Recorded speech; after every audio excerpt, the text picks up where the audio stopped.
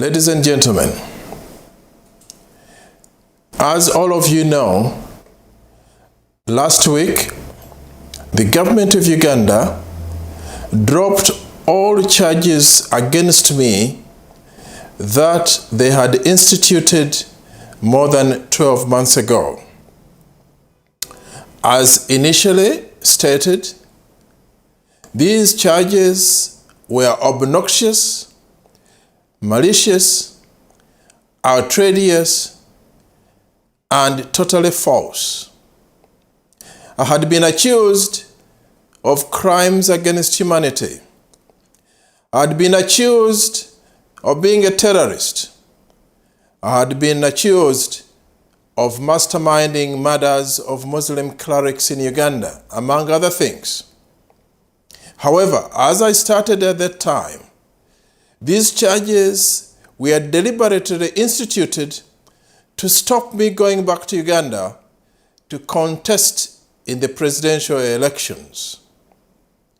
Obviously, Dictator Yoweri Museveni achieved his aim in stopping me from going to Uganda by threatening to arrest me as soon as I arrived at Entebbe Airport. Even then, I insisted that I would go, and finally, in order to stop me, he refused to give me nomination forms for the presidential elections. Obviously, if you are not nominated, you cannot stand. The elections have come and gone. Many of us know that Museveni lost the election. Many of us know that Dr. Besigye won the election. However, he declared himself the president. And many of you know that many of my supporters, because I could not go back to Uganda, supported Dr. Besigye as an alternative. Mr. Museveni was taken to court by one of the other contestants, but because of the time frame and because of the manipulation of the legal system, the petition was thrown out. There are still a lot of questions about this. The people of Uganda are not happy. The people of Uganda are not free. Museveni continues to terrorize the population. Museveni continues to kill at will. Museveni continues his corrupt ways. Museveni continues to mismanage the country. As you know, Dr. Besigye is literally under arrest, house arrest 24 hours a day. They let him out for one day and they arrest him the next. There is still no freedom of movement. And the people are being harassed and beaten up. And this time there is a new trick of giving his goons masks to beat up the people. People are still being killed, as we know in the Kasese and Rwenzori region. Ordinary civilians being shot with live bullets under the command of General Kayihura, Dictator Museveni's chief henchman. Not only that, a lot of people have died on my account. As we speak, as far as we know, 138 people have been killed, and many more are in prison, and many more have been tortured. Among those who have been killed, there are at least 7 women that we know that were killed by being gang raped at Chireka facility, which is supposed to be a safe house, but is one of the chief torture chambers for Dictator Yoweri Museveni's government. These young ladies, their only crime was that they are supporting me to come back to Uganda to be president. They were carrying my famous Uganda Federal Democratic card. They were captured, they were tortured, they were gang raped on the orders of General Kayihura. And we know the name of the major who was in charge of the gang rape. These people died. Now, Mr. Museveni knows that if he had proceeded with this trial, there was no shred of evidence at all. And therefore, to hoodwink the population, to hoodwink the international community, he dropped the charges. Well, he had no choice.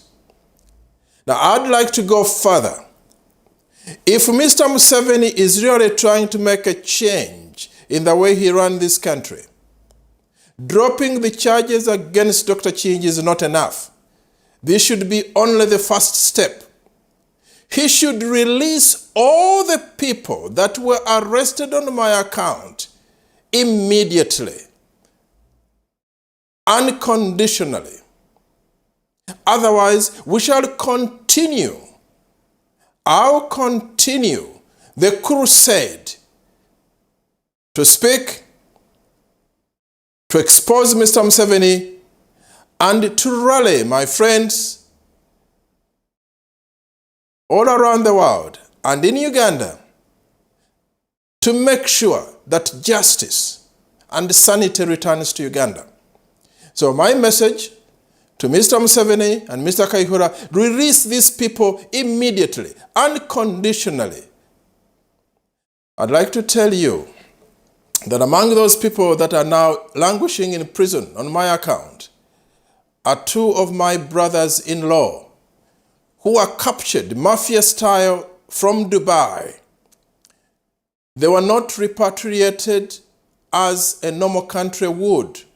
They were captured, transferred from Dubai on a private jet, blindfolded, with no paperwork at all anywhere. And they were taken to Uganda and kept at one of the torture facilities in Nalufenya in Jinja. But because we made some noise, he finally accepted that they had these people. They were badly beaten. Finally, they were brought to court. And now they are languishing in Ruzira. Now, this is a crime against humanity. And this guy had the audacity to accuse me of crimes against humanity. This is a crime against humanity. And Mr. Museveni, Mr. Kayihura, you should release these people immediately, unconditionally. Otherwise, the crusade to expose your government, the crusade to bring justice to Uganda is not going to stop. And we're going to continue until there is a change in Uganda. We are going to continue until there is freedom for the people in Uganda. We are going to continue until killings in Uganda stop. We are going to continue until corruption and public theft stops. Ladies and gentlemen, I'd like all of you to join me, particularly those in Uganda. Don't be fooled that Mr. Museveni is going to make a change in his last 5 years. No, already, as you know, the cancer machine at Mulago Hospital has broken down. The people are sleeping on the floor. Patients are dying daily. He's trying to push them out to do renovation without a proper plan. The X-ray machinery in Budapika Hospital has broken down. There are floods as we speak now all over Kampala, and people cannot move. Money is being stolen left, right, and center. And in order to bribe the parliamentarians so that they can do all the data work that he wants, the first thing that he did after the election is to take the newly elected MPs to the Chankwazi retreat and bribe them with money so that they can pass all the bills that he wants. And they have already passed one bill now to exempt themselves from taxes, while they tax everybody else much, much more. They have exempted themselves from taxes so that they can pass all the data laws that he wants to pass. Before I finish, I'd like to tell you of two things that we know that he wants to change in the Constitution as soon as he's sworn in next month. One of them is to change the length of the presidential term. Currently, the Uganda Constitution empowered the president to be in office for 5 years before calling an election. He can be there less, but 5 years and then call an election. One of the suggestions that he has made to the MPs is that the term of office should be extended from 5 to 7 years, starting with this current term he's going to be sworn in. The second one is to change an article in the Constitution, which I have quoted before, which probably he overlooked or he didn't know existed in the Constitution when he signed it himself. This clause in the Constitution, ladies and gentlemen, gives a mandate to the Ugandan people to effect a change of government by any means possible, and I'll emphasize, by any means possible, if all the other proper normal avenues fail. What are these avenues? Elections. It was a fraudulent election. Parliament. This is a rubber stamp parliament. Public opinion. There is no public opinion. And finally, that article in the Constitution clearly states that in order to invoke that section of the Constitution, the president would have had to break or to abrogate the Constitution. Now, if the president breaks or abrogates the Constitution and all other normal avenues fail, Ugandans are empowered.